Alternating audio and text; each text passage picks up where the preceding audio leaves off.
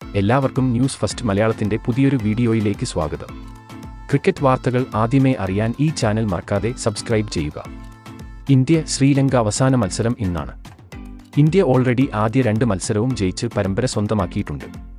അതുകൊണ്ട് തന്നെ ഇന്ത്യക്ക് ഇന്നത്തെ മത്സരം ജയിച്ചാലും തോറ്റാലും യാതൊന്നും തന്നെ സംഭവിക്കാനില്ല. ഇന്നത്തെ ഇന്ത്യൻ ടീമിൽ ഇപ്പോൾ അടിമുടി മാറ്റങ്ങളാണ് വന്നിരിക്കുന്നത്. ഇതുവരെ അവസരം ലഭിക്കാത്ത എല്ലാ താരങ്ങൾക്കും ഇന്ന് അവസരം ലഭിക്കും. ഹാർദിക് പാണ്ഡ്യ, പന്ത്, അർഷദീപ് സിംഗ് എന്നിവർക്ക് ഇന്നത്തെ മത്സരത്തിൽ റെസ്റ്റ് അനുവദിച്ചേക്കും.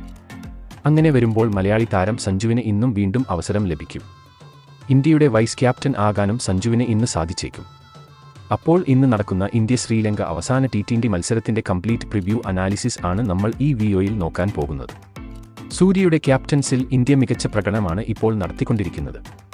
ഇന്നത്തെ മത്സരവും ജയിച്ച് T20 പരമ്പര തൂത്തുവാരാൻ ആയിരിക്കും ഇന്ത്യൻ ടീമിന്റെ പദ്ധതി. ഖലീൽ അഹമ്മദ്, വാഷിംഗ്ടൺ സുന്ദർ, ശിവം ദുബെ എന്നിവർ സ്ക്വാഡിൽ ഉണ്ടെങ്കിലും ഇതുവരെ ഇവർക്ക് അവസരം ലഭിച്ചിട്ടില്ല. അതുകൊണ്ട് തന്നെ ഇന്നത്തെ ഇന്ത്യൻ ടീമിൽ അടിമുടി മാറ്റങ്ങളാണ് വന്നിരിക്കുന്നത്. ഓപ്പണിംഗിൽ ജയ്സ്വാൾ ഗിൽ സഖ്യം തന്നെയായിരിക്കും ഇന്ത്യൻ ഇന്നിംഗ്സ് ഓപ്പൺ ചെയ്യാൻ പോകുന്നത്. 3-ാം നമ്പറിൽ സൂര്യകുമാർ കളിക്കുമ്പോൾ 4-ാം നമ്പറിൽ മലയാളി താരം സഞ്ജു കളിക്കും. 5-ാം നമ്പറിൽ ശിവം ദുബെ ഉണ്ടാകും. അതുപോലെ ഫിനിഷർ റോളിൽ റിങ്കു സിംഗും കളിക്കും.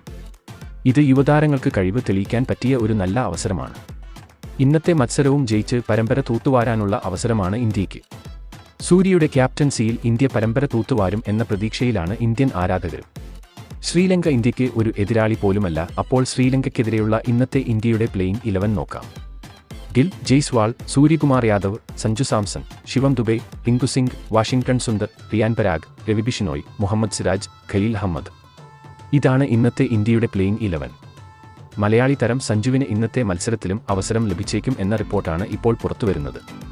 അപ്പോൾ 3-ാം T20 മത്സരത്തിനായി നമുക്ക് കാത്തിരിക്കാം. ഇതുപോലത്തെ ക്രിക്കറ്റ് വാർത്തകൾക്കായി ഈ ചാനൽ മറക്കാതെ സബ്സ്ക്രൈബ് ചെയ്യുക.